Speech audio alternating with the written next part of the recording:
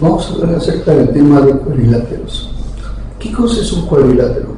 Un cuadrilátero es una figura que presenta 4 líneas, 4 segmentos, a los cuales nosotros llamaremos lados, o sea, 4 lados.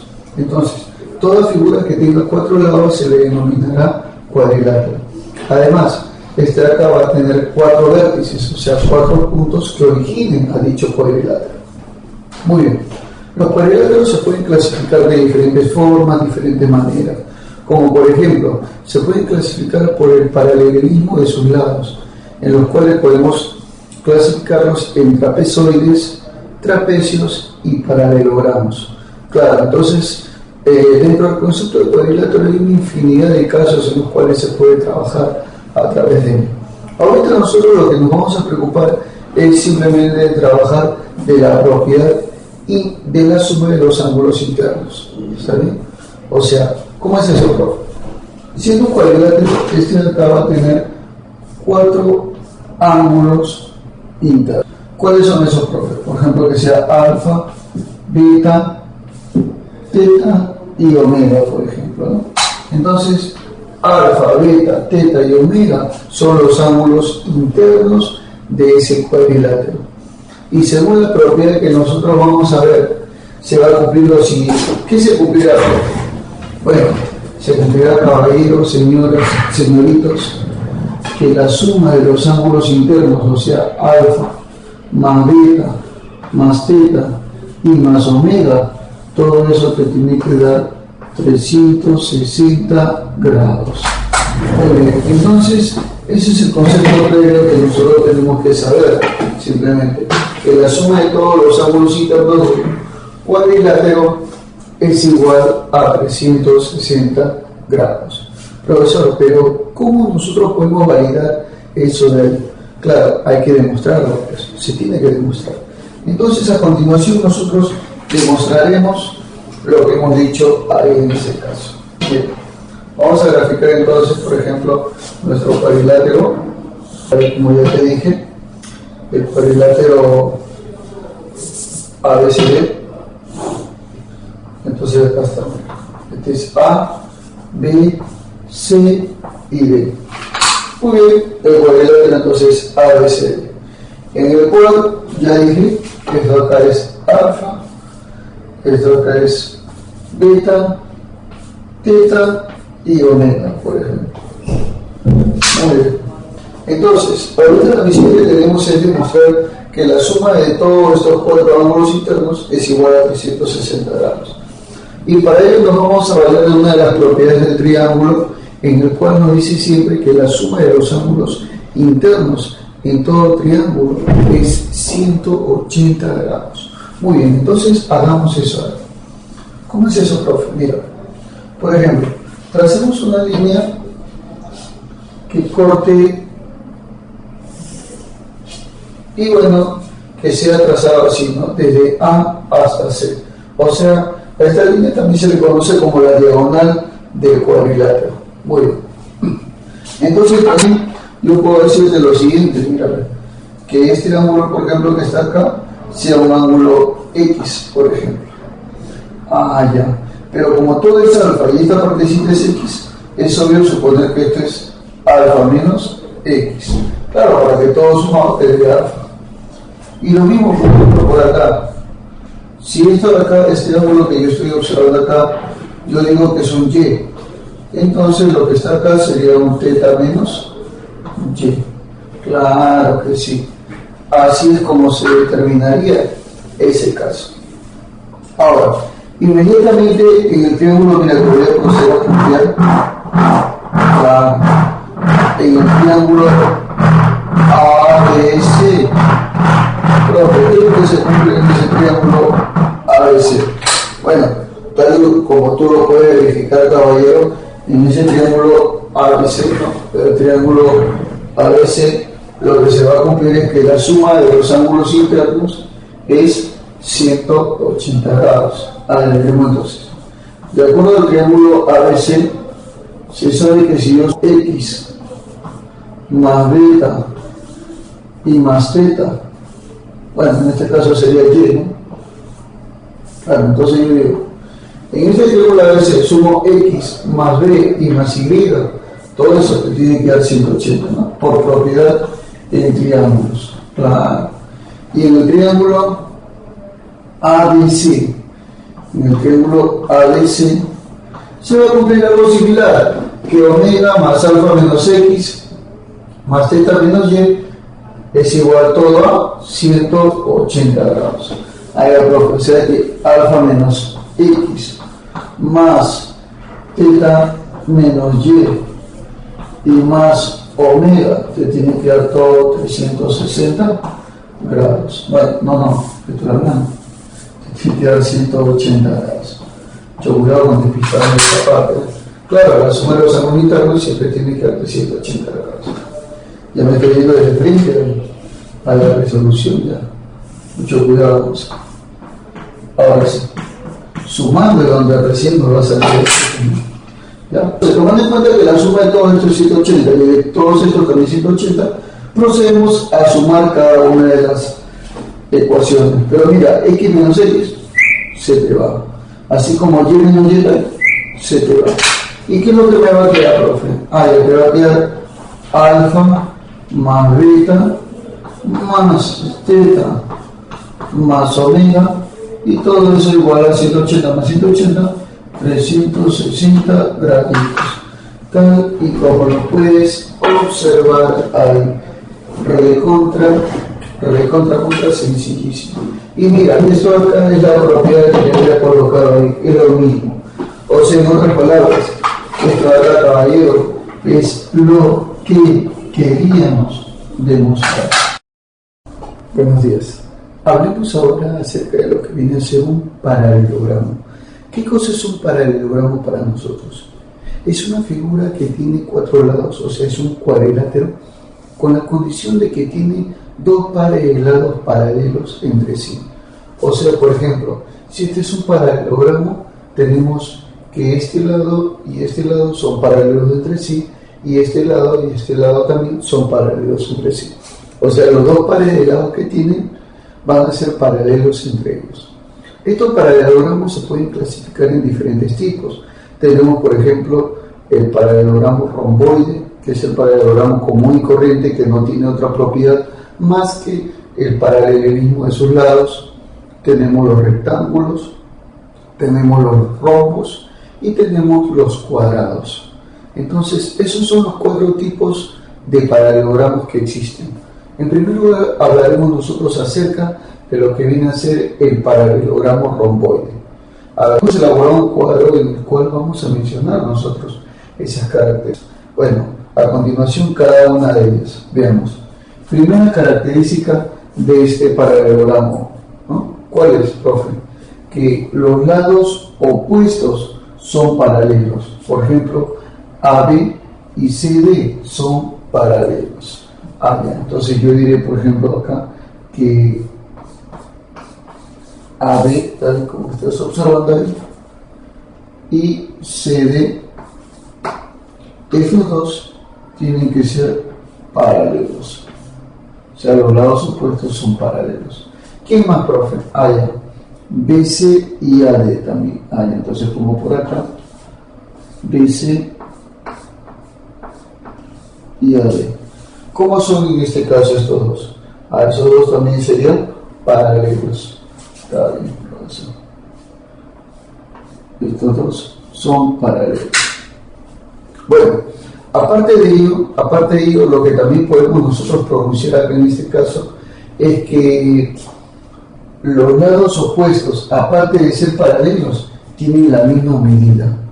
O sea que AB y CD, ¿cómo son? Son iguales. Profe, y BC y AD, estos otros dos también serían iguales, tienen la misma medida.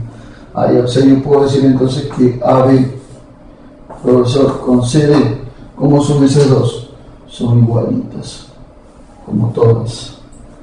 Y profe, y BC y AD, BC y AD, bueno, no son la excepción, también serían igualitas, BC con AD, ¿no? Entonces ya estamos observando nosotros que los lados opuestos siempre van a tener, ¿qué cosa? Van a tener la misma medida. Siempre va a ocurrir eso. Muy bien. Aparte de ello, veremos nosotros que los ángulos opuestos también van a tener la misma medida. Es una característica que siempre se da en este caso. ¿Cómo es eso, profe? Por ejemplo, el ángulo A y el ángulo C tienen la misma medida. Ah, ya. Y profe, y en este caso el ángulo B y el ángulo D también, los opuestos tendrían la misma medida. Ah, ya. Por ejemplo, ¿no? Si yo a esa data le pongo, imagínate, alfa, a este beta, a este teta, y este de acá, por ejemplo, omega. Entonces, lo que podríamos nosotros aclarar en este caso es simplemente que los ángulos opuestos, por ejemplo, alfa y teta, ¿cómo son? A ver, vamos a colocarlo por acá. Alfa y teta, ¿cómo tienen que ser? Los ángulos opuestos tienen que tener la misma medida. Vamos a ponerlo entonces acá. Queremos entonces, profe, alfa con teta tienen la misma medida. Profe, y beta y omega, que también son ángulos opuestos, también. Beta con omega tendrían la misma medida. Por supuesto, claro que sí, claro que sí. Profe, ¿qué más? ¿Habrá alguna otra propiedad? Sí, hay un montón de propiedades. Por ejemplo, los ángulos que son consecutivos, por ejemplo, alfa con beta, beta con teta, teta con o alfa con omega, tienen que sumar 180 grados. Ah, ya, por ejemplo, alfa más beta te da ¿cuánto? 180 grados. Es otra de las propiedades que podemos decir. Ángulos consecutivos en un paralelogramo tienen que sumar 180 grados. O sea que también beta con teta, también. Vamos a ponerle, por ejemplo, beta más teta suman 180 grados. Ah, perfecto, perfecto. Muy bien. Y por último, como para ya concluir con este concepto previo que te estoy dando y que está bien elegante, es que las diagonales en todo paralelogramo, ¿sabes qué pasa? Claro, como te estás imaginando, se van a cortar entre sí en su punto medio.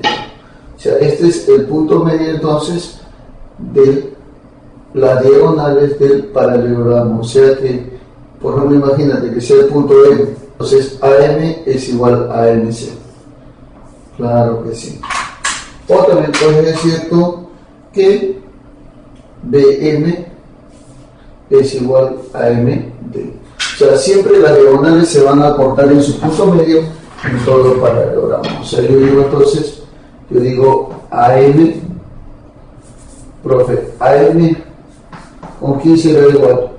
Con MC, por ejemplo. Ah, ya, perfecto. O también diría que BM, ¿con quién será igual? Con MD. Claro, por supuesto.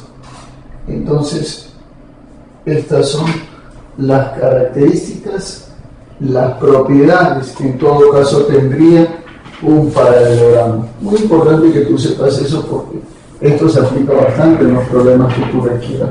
Bueno, ya sabemos nosotros que en un paralelogramo los lados opuestos tienen la misma medida, son paralelos entre sí, por ejemplo, ¿no? Y los ángulos opuestos también tienen la misma medida. Pero en un rombo, ¿qué es lo que se cumple, profesor?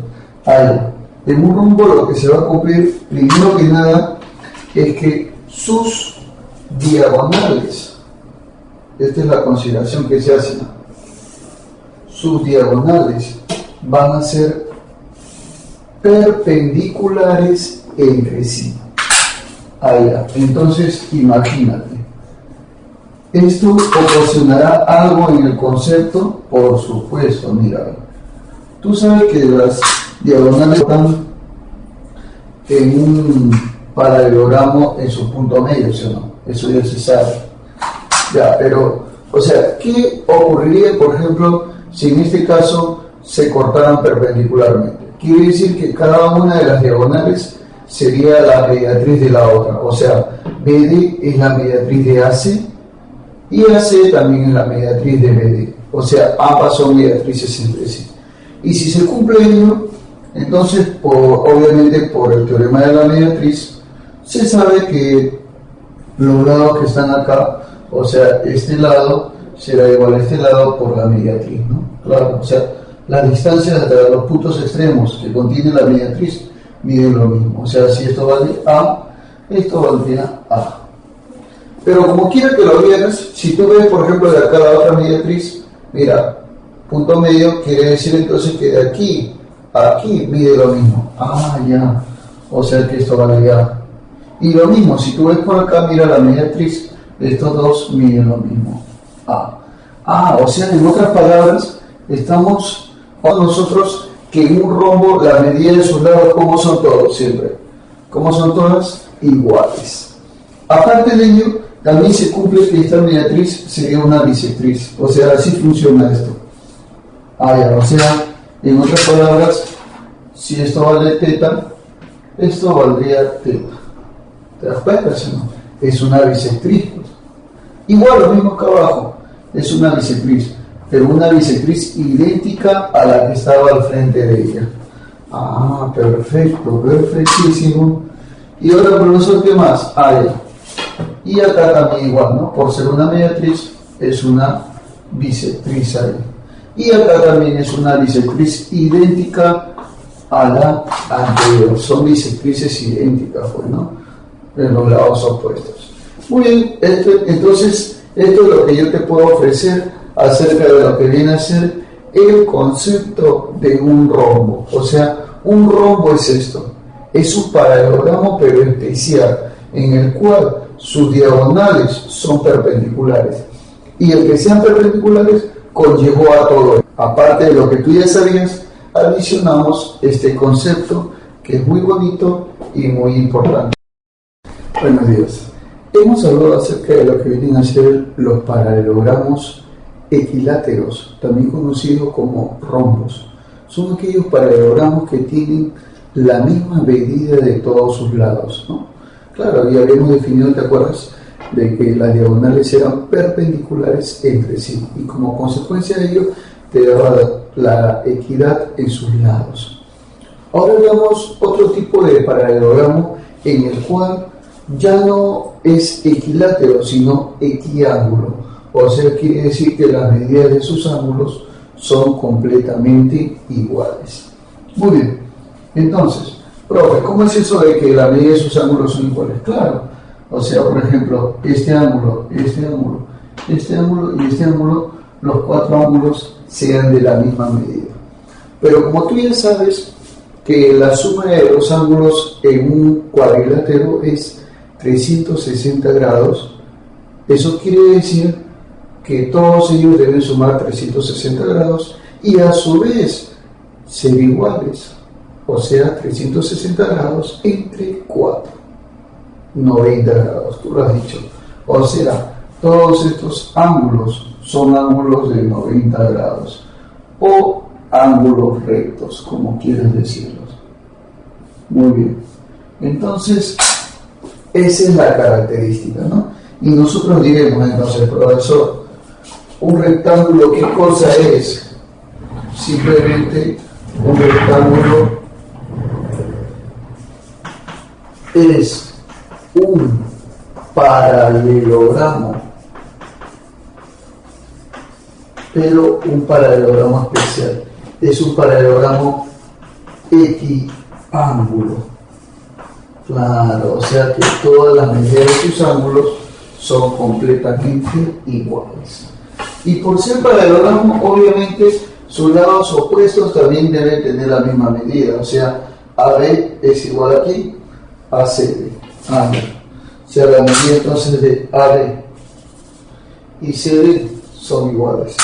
Así como, por ejemplo, BC, ¿no? BC será igual a AD, por ejemplo. También. O sea, los lados opuestos tienen la misma medida por ser un paralelogramo especial. Y ahora, Si tú te atreves a trazar las diagonales, la coincidencia de este tipo de paralelogramo es que las dos diagonales tienen la misma medida. O sea que la diagonal AC y la diagonal BD tienen la misma medida. Y eso se puede demostrar por el teorema de Pitágoras. Claro, y además, como tú sabes que esas diagonales se bisecan, o sea, se cortan en la mitad, quiere decir que esta parte es igual a esta parte y esta parte también son iguales, o sea, las cuatro partes son iguales. Es por eso que el centro geométrico estaría en el punto de intersección de las diagonales en un rectángulo. Más adelante se verá, por ejemplo, lo que se llamaría el centro de gravedad, y veremos nosotros que, por ejemplo, en placas rectangulares ese centro coincide con la concurrencia de las dos diagonales del rectángulo, ¿no? Es por eso que son muy utilizados, por ejemplo, en cursos como el caso de la física, el caso, por ejemplo, de la estática, ¿no? El caso, por ejemplo, de placas, de repente de torques, etcétera, etcétera. O sea, en caso de figuras en las cuales se necesita ubicar el centro de gravedad. Y esta es una de las formas más fáciles de poder ubicar el centro de gravedad en una figura cuadrada. Muy bien. Obviamente también distinguir si es una figura denominada mediante un perímetro o mediante un área, ¿no? También esa parte es bastante importante. Un tipo de clasificación de los cuadriláteros es el trapecio. ¿Pero en qué consiste un trapecio? Un trapecio es simplemente un cuadrilátero que tiene un par de lados paralelos entre sí. O sea, los lados opuestos siempre tienen que ser paralelos entre sí. A eso de ahí nosotros vamos a denominar trapecio. Pero ahora, el trapecio se puede clasificar a su vez de acuerdo a los lados no paralelos. Por ejemplo, si los lados no paralelos son completamente diferentes, tomando en cuenta obviamente que BC y AD son paralelos, como te vuelvo a recalcar, ¿no?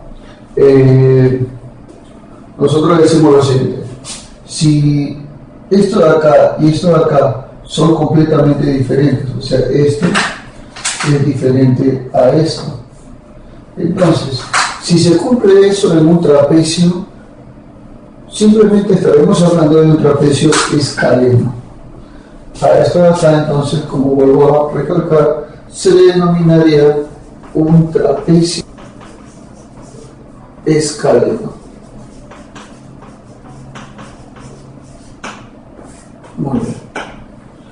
Y ahora, si nosotros hablamos de un trapecio en el cual sus lados no paralelos tienen la misma medida, ¿cómo es eso, profe? AB igual a CD. Muy bien. Entonces, si nosotros hablamos acerca de ese tipo de trapecio, estaremos ante un trapecio isósceles. ¿Por qué, profe? Porque tienen un par de lados no paralelos que son de la misma medida. Entonces, a eso de acá tú le llamarías trapecio isósceles.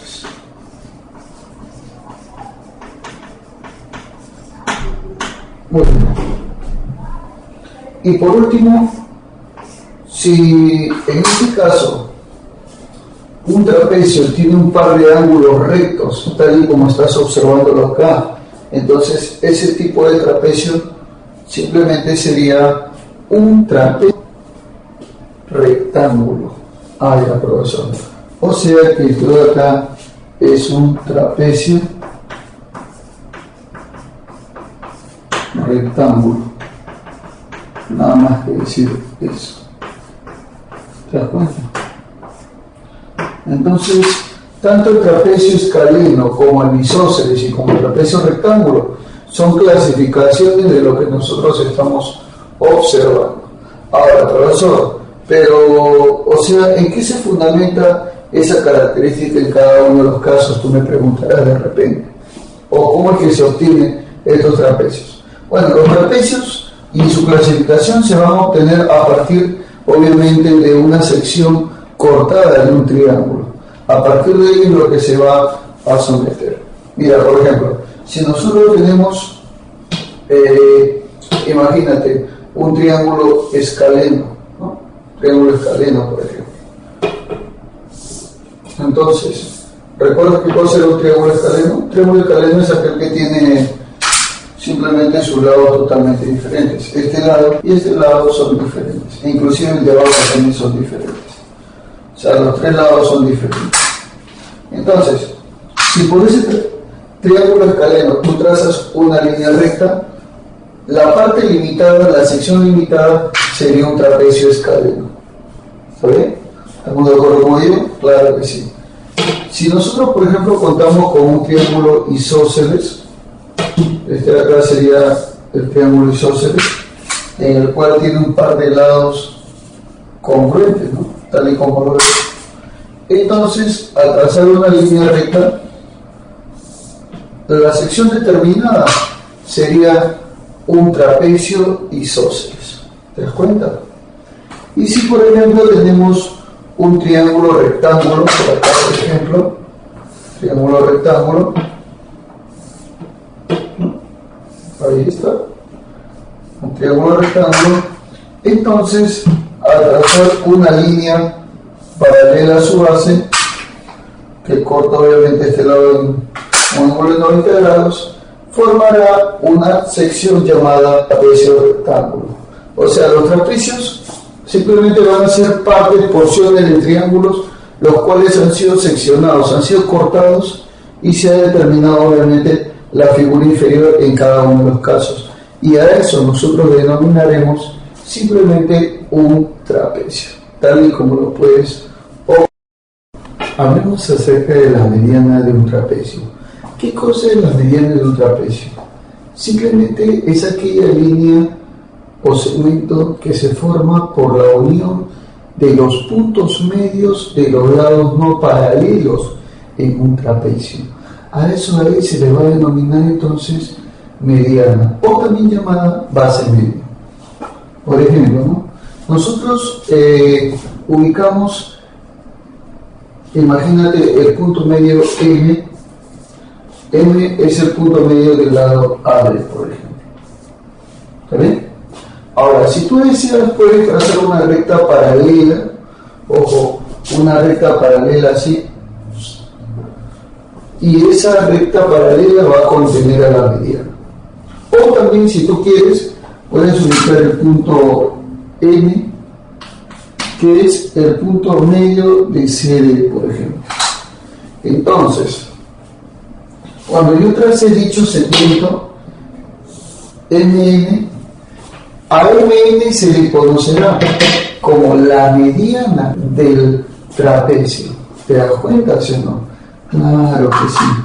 Muy bien, entonces MN, por ejemplo, yo les puedo poner un X. Entonces X en ese caso sería la mediana, ¿no? Bueno, ponemos acá entonces. MN, profesor, es la mediana del trapecio. O base media, como quiera decirlo tú. Claro. Ahora, ese valor de X o MN, que es la mediana del trapecio, estará en función de las bases de dicho trapecio. ¿Cómo así, profesor Vega, no? Claro, por ejemplo, si BC vale un A y AD vale un B, por ejemplo, entonces se cumplirá que la mediana X será igual a A más B sobre 2. O sea, sería la semisuma de las dos bases de dicho trapecio. ¿Te das cuenta, sí o no? Claro que sí. Así es entonces como se va a poder calcular la mediana de un trapecio. Pero ahora, ¿sabes qué nos queda? Nos queda demostrarlo. Entonces te lo voy a demostrar. Mira ahora. Mira, caballero, te lo voy a proceder a demostrar. Profe, ¿cómo sería la demostración de esto? Mira, fácil y sencillamente diremos lo siguiente. Mira. Sea nuestro trapecio, por ejemplo, del cual estamos hablando ya, ¿no? Por ejemplo, que sea este el trapecio. Ya está, este es el trapecio, por ejemplo, ABCD. ¿Ves? ¿Estamos de acuerdo con ello? Ya está. A través de los puntos medios se trazó, por ejemplo, la mediana. Esta es la mediana X, la cual obviamente retoma un punto medio por acá y un punto medio por acá, por ejemplo. Ya, aparte me dicen que este vale A y este vale B. Y yo quiero demostrar que X es la semisuma de los dos. Fácil, mira. Para poder demostrar eso, lo que vamos a hacer es completar la figura. ¿Cómo así, profesor? Mira. Observa y estate atento, por favor.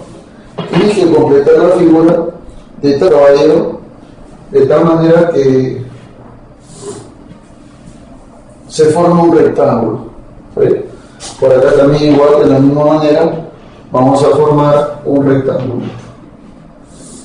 Ya está. Entonces diremos, profe, por ahí usted tiene que formar su respectivo rectángulo. Claro que sí. Ese es el rectángulo que se ha formado.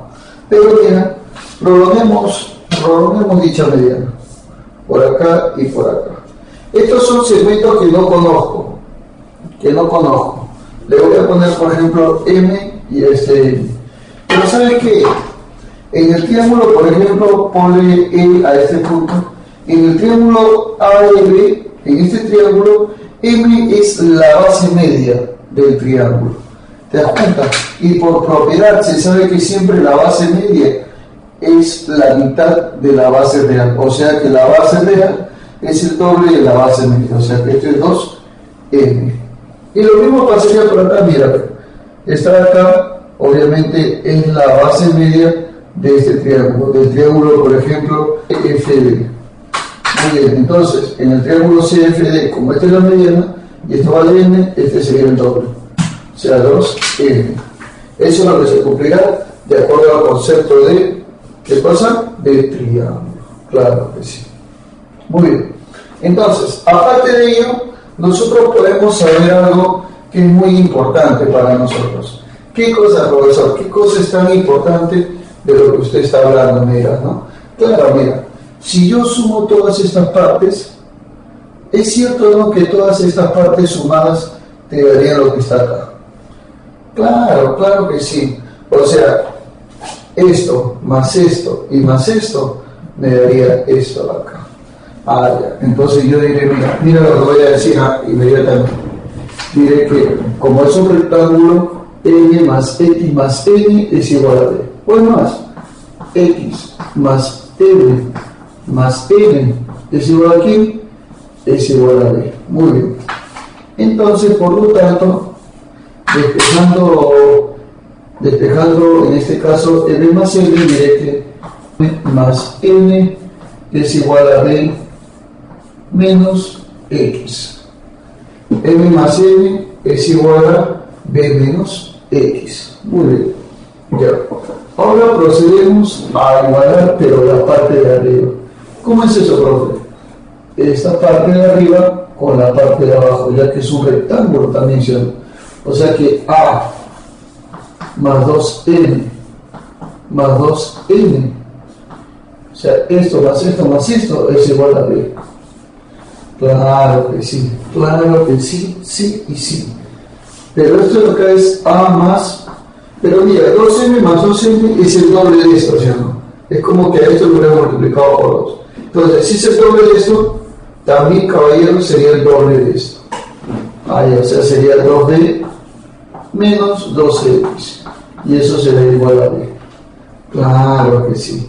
Esto pasa a restar y esto pasa al otro lado.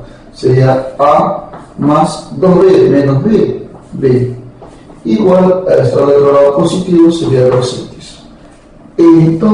Entonces pasa a dividir, x será igual a más b sobre 2. Claro que sí. Esto sería lo que tú estás observando ahí. Y profe, ¿es igual a lo que habíamos dicho anteriormente? Claro que sí. Es igualito. O sea, en otras palabras, es lo que queríamos demostrar. Hablemos acerca de la semimediana de un trapecio. ¿Qué cosa es la semimediana? Simplemente es aquella línea, aquel segmento que va a unir los puntos medios de las diagonales de un trapecio. Claro.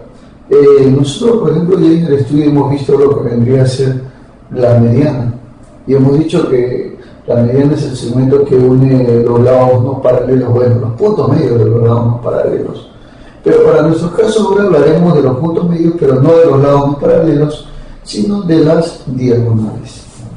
A ver, ¿cómo es eso, profe? Mira, traza, por ejemplo, la diagonal BD. ¿Está bien? Y traza, por ejemplo, la diagonal AC.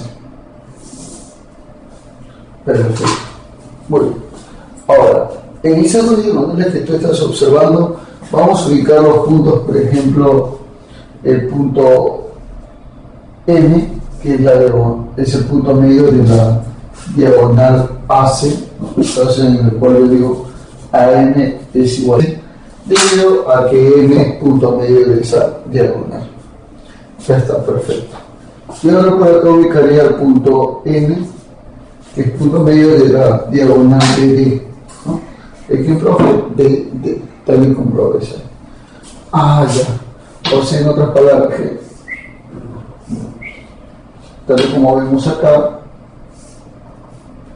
tal y como podemos ver ahí, si yo te digo que M es punto medio de BD, eso quiere decir entonces que BN es igual a NB.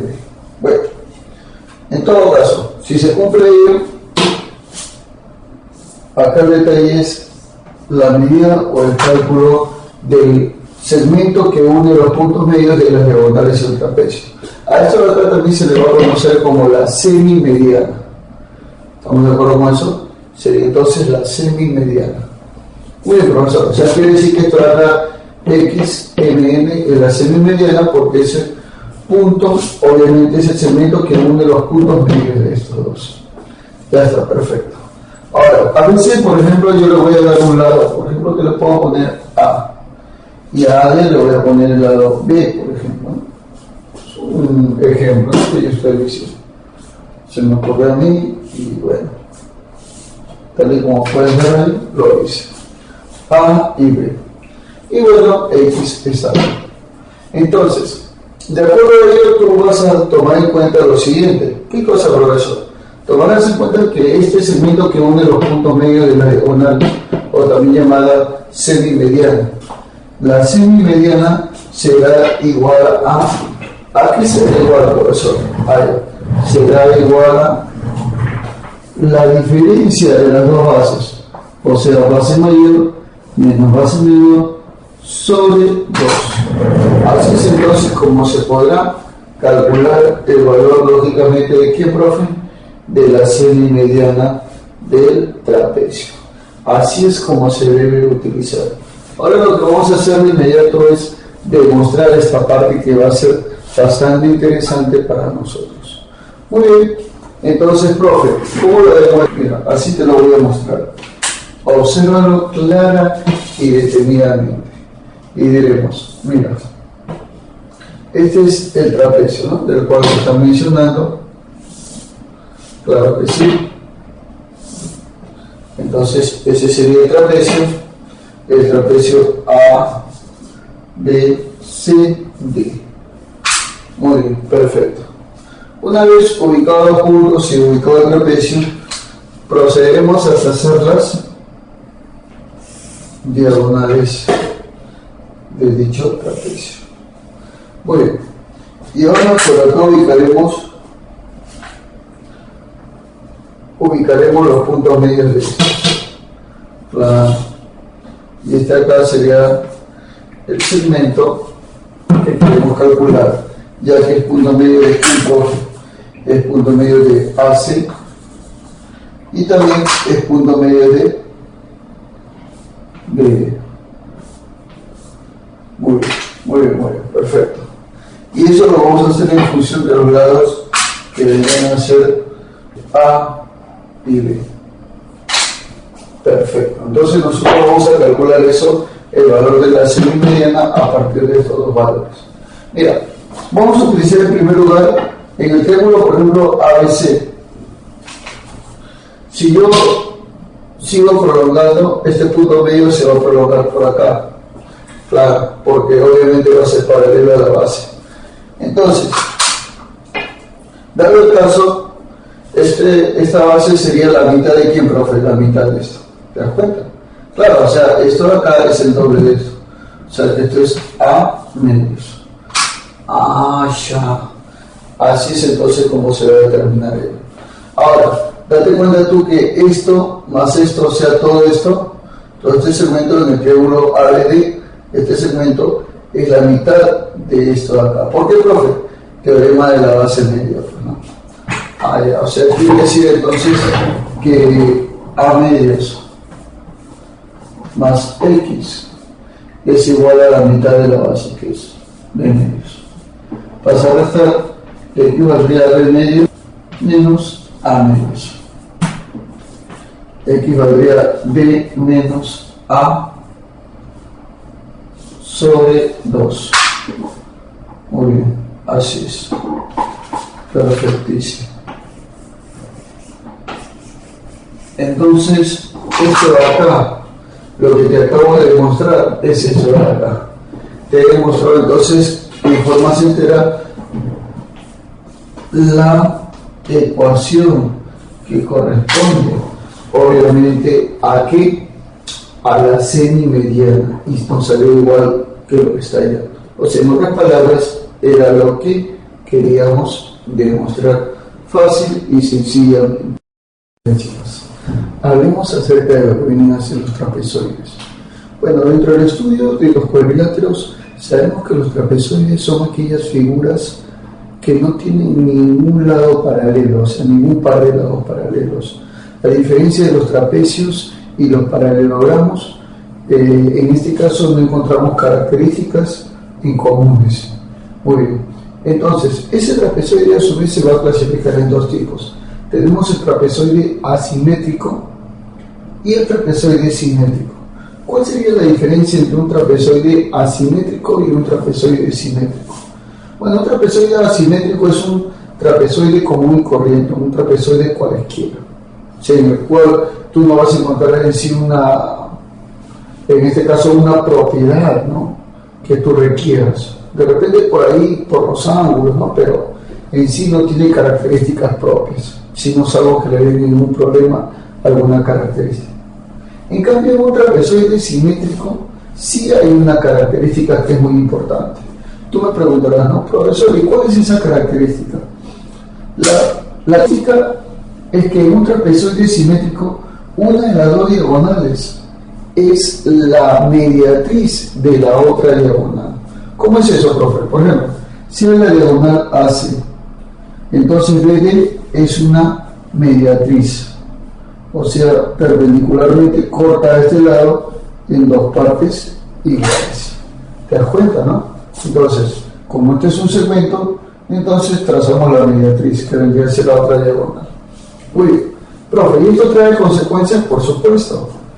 Por ejemplo, por el teorema del triángulo isósceles, se supone que solamente en un triángulo isósceles la altura es una mediana. O sea, quiere decir que AB y BC tienen la misma medida. Y lo mismo ocurriría en el otro lado. O sea, en el otro lado podemos observar que CD tiene la misma medida que AD. Claro, por el teorema que ya antes te había dicho, ¿no? Claro que sí. Muy bien, ¿algo más, profesor, en particular? Claro que en este caso, ya que es una mediana altura de bisectriz, también sería una bisectriz acá. O sea que va a dividir el ángulo en dos partes iguales. Claro que sí. O sea, por ejemplo, si esto es alfa, esto sería alfa. Muy bien. O si, por ejemplo, acá al otro lado, si esto es teta, dividiría a esto acá en teta. O sea, son bisectrices. Y aparte de ello, estos ángulos que están acá, este ángulo que está acá y este ángulo que está acá, estos dos son de igual medida. O sea, por ejemplo, si esto vale omega, esto valdría omega. Interesante, ¿eh? Interesante. O si, por ejemplo, este ángulo que está acá y este ángulo que está acá también son de la misma medida, ¿no? Por ejemplo, decimos, si esto acá, por ejemplo, vale un beta, entonces esto también sería beta. Muy bien, entonces todas esas son las características y las consecuencias que trae un trapezoide simétrico.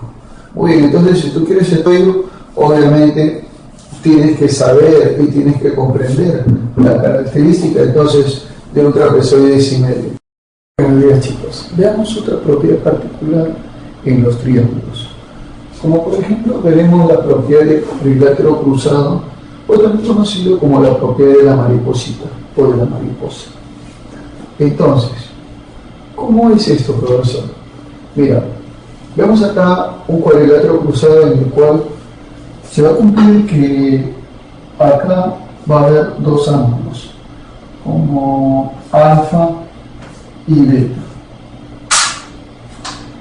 Y por acá, bueno, otros dos ángulos, que podría ser X y Y. Muy bien. Entonces lo que se va a cumplir acá por esta propiedad es que la suma de estas dos medidas es igual a la suma de estas dos medidas. Ah, ya. Esa es la propiedad entonces del cuadrilátero cruzado, porque es conocida como la propiedad de la mariposita. Allá, alfa más beta es igual a X más Y. Eso es lo que estamos observando. ¿Te das cuenta? Así de simple. Esta es la propiedad de la mariposa. Alfa más beta es igual a X más Y. Propiedad de la mariposita. Entonces lo que nos queda ahorita, en estos momentos, es demostrar esta propiedad. Entonces nosotros vamos a demostrarla inmediatamente. ¿Cómo así, profesor? Me preguntarás. Mira, caballero, mira. Tenemos acá un cuadrilátero cruzado, una mariposita, como quieras decirlo. Ahí está. En la cual estas dos medidas son alfa y beta. Y estas dos medidas son X y Y. Y yo quiero demostrar que la suma de estos dos es igual a la suma de estos dos. Fácil. Diremos entonces que en este triángulo que está punteadito, se va a cumplir que este de acá es el ángulo externo. O sea, pone el ángulo θ. Y decimos que θ es igual a la suma de los dos. O sea, que θ es igual a ¿quién? A alfa más beta, por propiedad del ángulo externo. Pero lo mismo sería en este otro triángulo. En este otro triángulo, θ es el ángulo externo y es equivalente a la suma de dos ángulos internos. O sea que θ será igual a X más Y en el otro triángulo.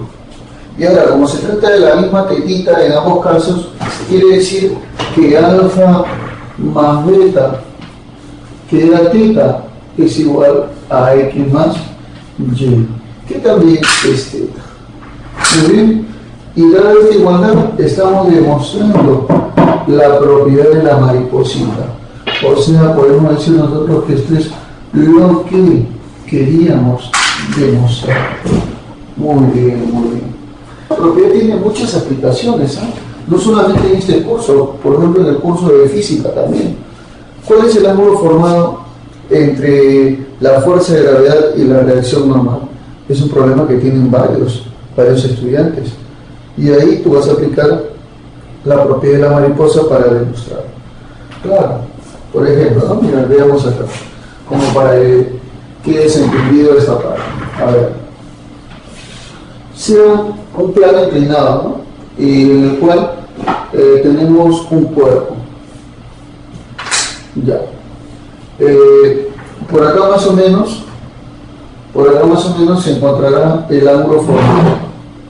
Si hay ángulo θ, por ejemplo, el ángulo del plano inclinado. Y por acá tenemos la fuerza de gravedad fuerza de gravedad, y por ahora tenemos a la fuerza de reacción normal. Entonces, de acuerdo a esto, yo quiero saber qué ángulo formaría la fuerza de reacción normal con la fuerza de gravedad. ¿Sabes por qué? Porque en este tipo de problemas importa bastante para poder construir un triángulo de fuerzas. Entonces, profesor, ¿cómo lo haría? Fácil, mira, saco esta gráfica, la gráfica que tú estás viendo, y tendríamos así. A ver, creo que está claro y preciso eso de ahí. Muy bien, a ver. Entonces, cuando nosotros hagamos eso, saquemos la figura, mira, ¿te das cuenta? O sea, esta figura, que es una mariposita, se formó, mira, al prolongar la reacción normal y trazarla con esta figura, ¿ves? Una mariposita. Esta era teta. Como la fuerza de gravedad es vertical, con la horizontal forma 90. La reacción normal siempre con el plano forma 90 grados. Eso se sabe, o sea que esto es 90. Y queremos calcular esto, profe. Después, propiedad de la mariposa, 90 más teta, 90 más teta. O sea, en otras palabras, de acuerdo a esta propiedad, tú puedes demostrar que el ángulo formado por la fuerza de gravedad y la reacción normal es igual al ángulo del plano, son iguales. ¿Por qué, profe? Por la propiedad de la mariposa. Claro que sí. La mariposita. Así es. ¿Te das cuenta? Entonces, así es como nosotros podemos demostrar varias cosas, no solamente en este curso, sino en otros cursos. Por eso es muy importante conocer las propiedades particulares que se pueden cumplir en cada uno de los temas.